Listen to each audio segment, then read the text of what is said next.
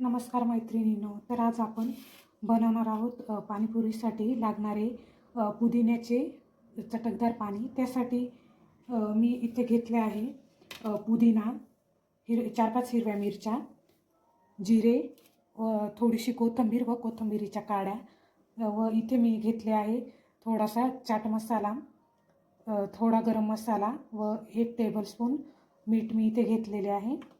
आता हे सगळे पदार्थ आपल्याला मिक्सरमधून छान बारीक करून घ्यायचे आहे. त्यासाठी आपण पुदिना कोथिंबीर दळून घ्यायची आहे आपल्याला.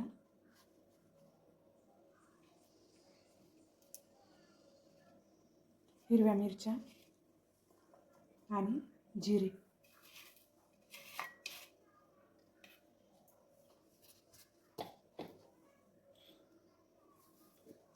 बघू शकता हे असे बारीक झालेले आहे. त्यामध्ये आता आपण थोडंसं पाणी टाकून परत दळून घेऊया. आता पुदिना व मिरच्या छान बारीक झालेल्या आहे. तर आपण चाळणीवर टाकायला घेऊया आणि आपण दळलेले मिश्रण हे चाळणीतून गाळून घ्यायचं आहे आपल्याला.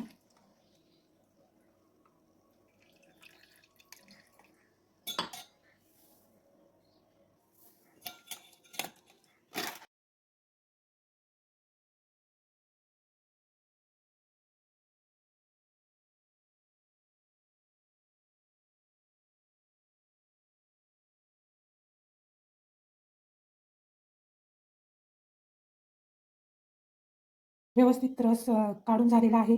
आता हा उरलेला चोथा हा आपल्याला रगड्यामध्ये आपण याचा वापर करणार आहोत, त्यामुळे तो बाजूला ठेवायचा आहे.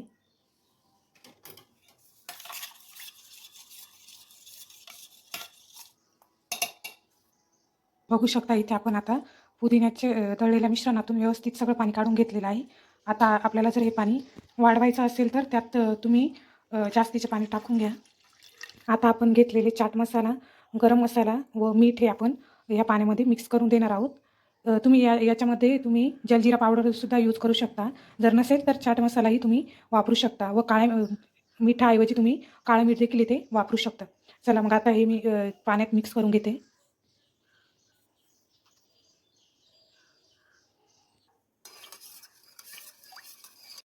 पाणीपुरीसाठी लागणारे पुदिन्याचे पाणी आता तयार आहे. हे आपण थोडा वेळ 5-10 मिनटं फ्रीजमध्ये ठेवूया.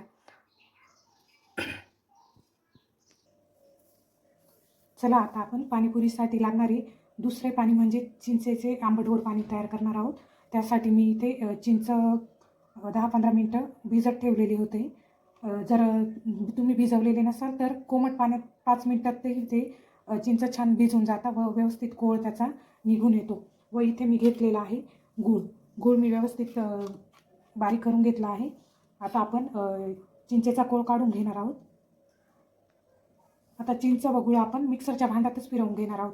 हातानेही त्या चिंचेचा कोळ सहज निघला जातो, पण आपण ते मिक्सरमध्येच काढून घेणार आहोत. छान बारीक पेस्ट करून घ्यायची आहे त्याची.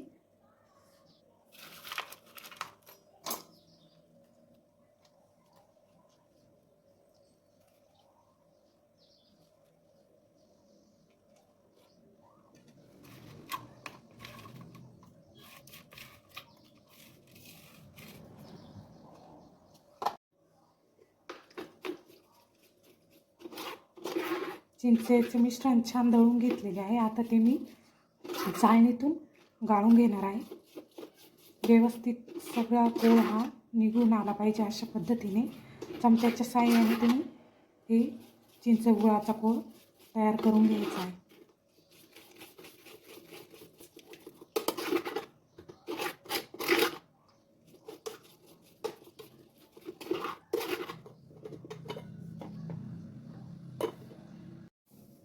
आता इथे चिंचेचे पाणी देखील बनवून तयार आहेत.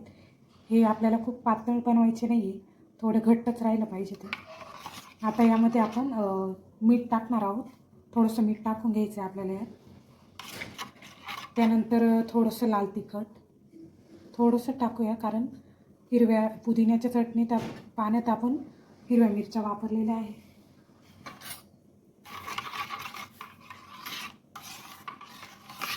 आता ह्या पाण्यात आपण गूळ व चिंच हे समप्रमाणात घेतलेले आहे. जर तुम्हाला आंबट हवे असेल तर तुम्ही गूळ थोडासा कमी घ्यायचा आहे. आता आपण हे पाणी देखील आपण थोडा वेळ 5-10 मिनटं फ्रीजमध्ये ठेवून देणार आहोत. आता आपण बनवणार आहोत पाणीपुरीसाठी लागणारा रगडा. त्यासाठी मी इथे बटाटे व हरभरे घेतलेले आहे. तुमच्याकडे हरभरे नसतील तर तुम्ही डाळ वापरली तरी चालू शकते. आता मी हे कुकरमध्ये याच्या छान 2-3 शिट्ट्या काढून घेते. आता आपण शिजत टाकलेले बटाटे व चणे व्यवस्थित शिजून मी मॅश करून घेतलेले आहे. त्यामध्ये आपण मीठ टाकणार आहोत.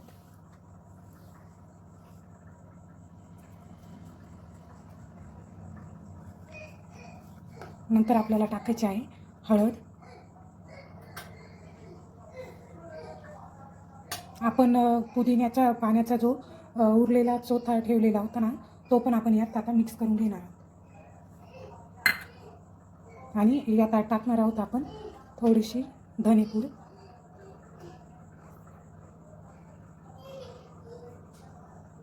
हे व्यवस्थित मिक्स करून घेऊ आता.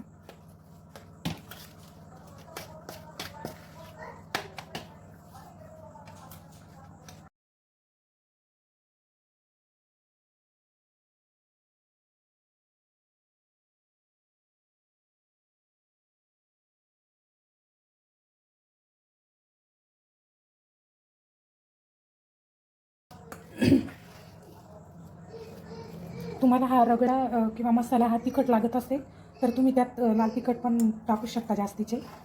आता इथे आपला रगडा बनवून तयार आहे.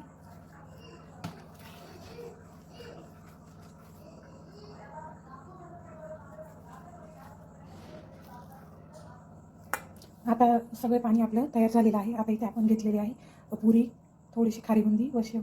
आता आपण छान पुरीमध्ये मसाला व पाणी भरून घेऊ.